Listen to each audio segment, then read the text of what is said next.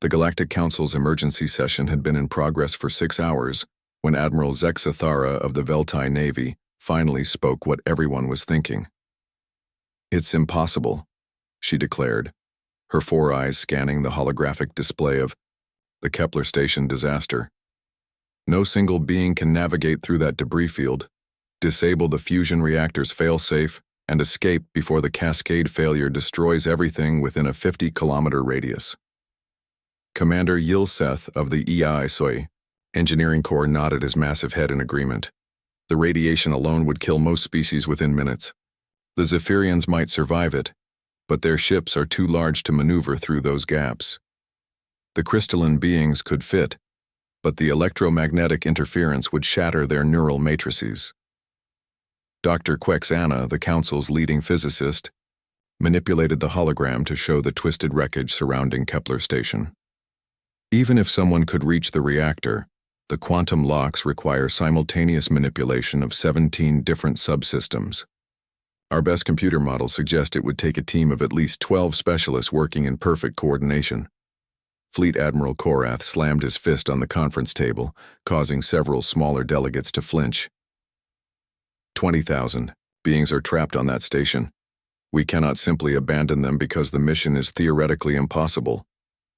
It's not theoretically impossible, a calm voice interrupted from the back of the chamber. It's just impossible for you. Every head turned toward the speaker. Commander Sarah Chen of the Terran Expeditionary Force stood in the doorway, still wearing her flight suit from the journey to the council chambers.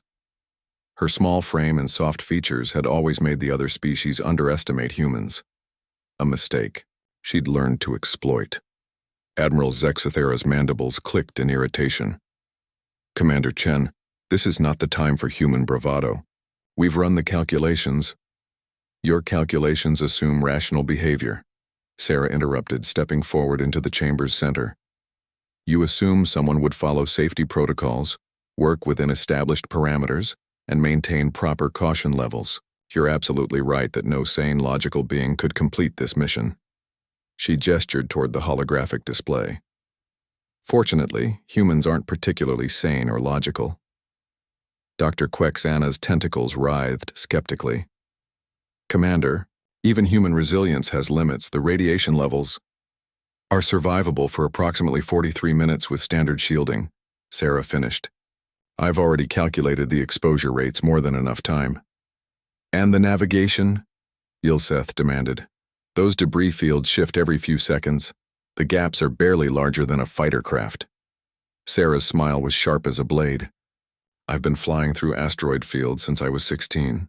My instructors used to say I flew like I was trying to thread a needle while riding a hurricane. They weren't wrong." Commander Korath leaned forward. "And the quantum locks? 17? Simultaneous manipulations requiring perfect timing?" "I have 10 fingers," Sarah said simply, raising her hands. "And humans have this peculiar ability to improvise under pressure. We call it winging it." The chamber erupted in multilingual protests, but Sarah's voice cut through the noise. "I'm not asking for permission. I'm informing you that I'm going to save those people.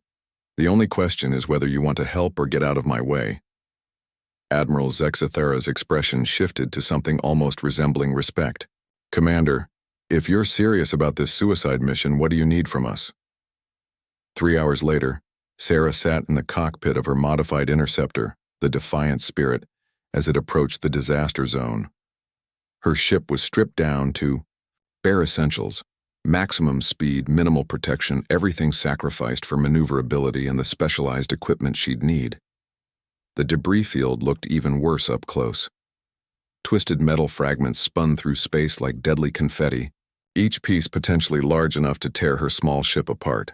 The station's hull had been breached in dozens of places, venting atmosphere and creating chaotic pressure waves that made navigation even more treacherous.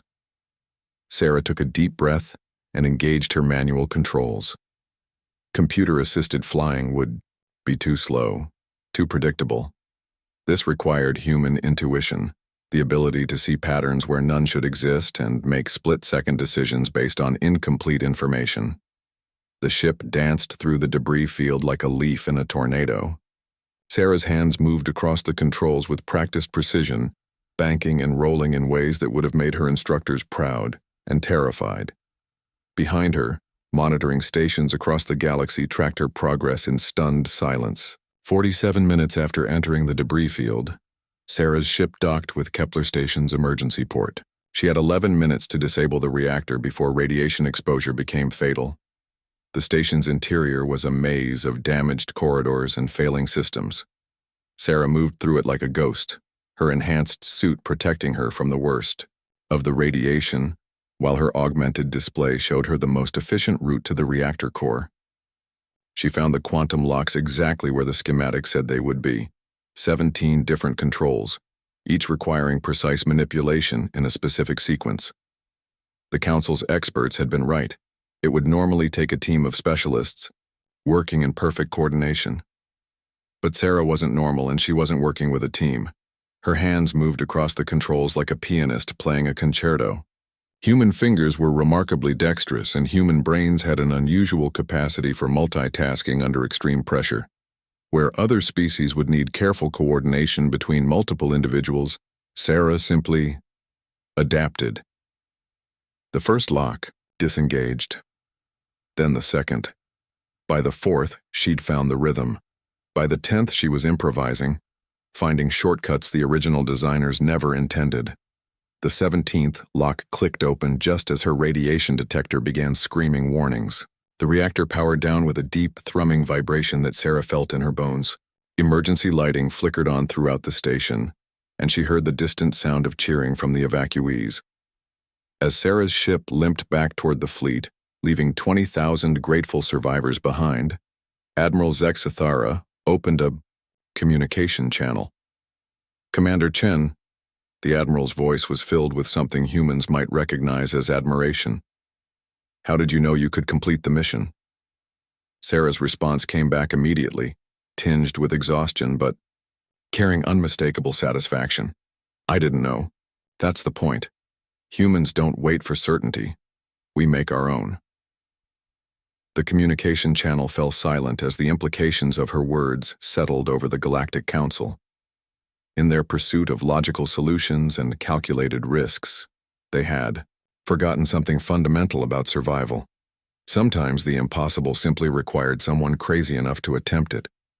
As the first rays of the system's primary star painted the rescue fleet in golden light, 20,000 beings owed their lives to a species that had never learned the meaning of impossible. The experts had been absolutely right. The mission should have failed. They had simply forgotten to account for human stubbornness.